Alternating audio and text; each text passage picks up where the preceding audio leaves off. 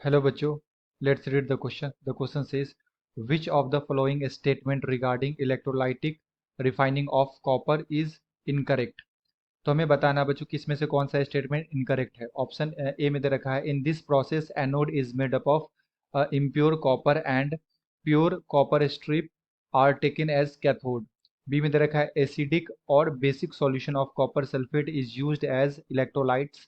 सी में दे रखा है, antimony, tellurium, silver and gold are some of the metal deposit as anode mud during this process. D में दे रखा है, zinc can be also refined by electrolytic refining methods. तो आइए बच्चों देखें इसका करेक्ट आंसर क्या होगा। एंड फर्स्ट ऑफ ऑल हम लोग बात करते हैं की कॉन्सेप्ट की। कॉन्सेप्ट तो बेसिकली क्वेश्चन आया बच्चों इलेक्ट्रो रिफाइनिंग प्रोसेस से। एंड बेसिकली इस इलेक्ट्रो रिफाइनिंग प्रोसेस में क्या होता है कि हम लोग एनोड लेते हैं बच्चों। एनोड जो हमारा होता है ये इम्प्योर मेटल का होता है, इम्प्योर मेटल का होता है।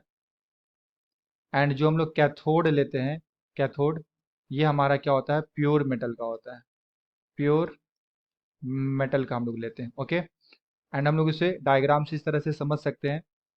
ये हमारा इलेक्ट्रोलिटिक सेल होता है इस तरह से, एंड एक हम लोग का होता है कैथोड और एक होता है बच्चों हम लोग का एनोड।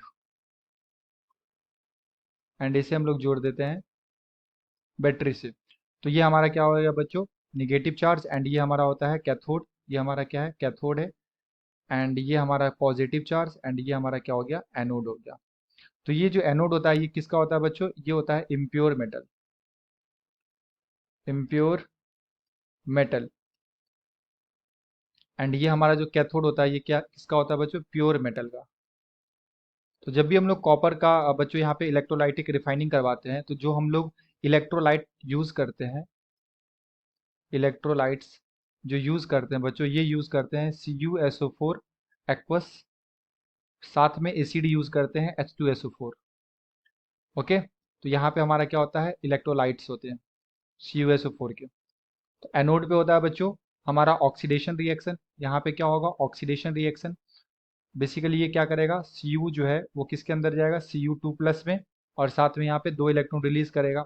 एंड कैथोड पे क्या होता है बच्चों, यहाँ पे होता है रिडक्शन। ओके, तो ये क्या करेगा बेसिकली, कैथोड पे क्या होगा बच्चों, रिडक्शन होगा। तो Cu2+ जो है ये 2 इलेक्ट्रॉन लेगा एंड ये कन्वर्ट इनटू Cu। तो थोड़े टाइम के बाद हम देखते हैं कि ये जो हमारा रॉड है बच्चों, है ना, एनोड का, ये धीरे धीरे क्या होने लगता है, थिन होने लगता है, क्योंकि यहाँ से जितने भी हमारे पास कॉपर के एटम्स होते हैं वो सॉल्यूशन के अंदर चले जाते हैं। ओके, तो ये हमारा धीरे धीरे रॉड कैसा होता है बच्चों, ये थिन होने लगता है इस तरह से। ओके, एंड जो भी इम्प्यूरिटीज होते हैं बच्चों ये कहाँ सेटल डाउन हो जाते हैं, इस एनोड के नीचे सेटल डाउन हो जाते हैं, जिसे हम लोग क्या बोलते हैं, एनोड मड, एनोड मड बोलते हैं बच्चों। ओके, एंड ये कैसे इम्प्यूरिटीज होते हैं, जो लाइक अनआयोनाइज्ड हमारे पास आयंस होते हैं वो एनोड के नीचे सेटल डाउन होने लगते हैं, जिसे हम लोग क्या बोलते हैं, एनोड मड बोलते हैं। एंड ये जो रॉड है हमारा बच्चों कैथोड का, ये धीरे धीरे क्या होने लगता है, थिक होने लगता है। ओके, तो जितने भी यहाँ पे प्योर कॉपर होते हैं वो सारे के सारे इस पे क्या हो जाते हैं, सेटल डाउन हो जाते हैं। ओके बच्चों, तो ये प्रोसेस होता है हमारा like electro refining of copper का। तो अगर मैं यहाँ पे बच्चों ऑप्शंस को देखूँ तो पहला ऑप्शन में दे रखा है, in this process anode is made up of impure copper and pure copper strips are taken as cathode. तो ये पहला जो है वो हमारा सही स्टेटमेंट है, तो ये हमारा आंसर नहीं होगा, हमसे पूछा जा रहा है इनकरेक्ट स्टेटमेंट। सेकेंड में दे रखा है, एसिडिक और basic solution of copper sulphate is used as a electrolyte. तो यहाँ पे बच्चों एसिडिक सॉल्यूशन यूज किया। यहाँ पे हम लोग क्या यूज करते हैं बच्चों, यहाँ पे हम लोग यूज करते हैं CuSO4 एक्वस, साथ में H2SO4। तो ये हमारा क्या है, एसिड है, acid.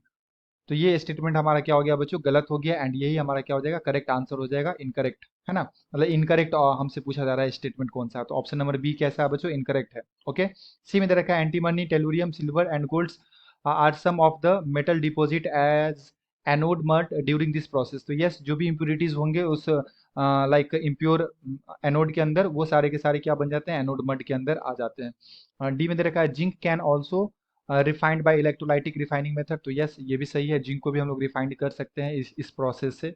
So the correct answer is option number B. I hope you will understood it well. Best of luck. Thank you.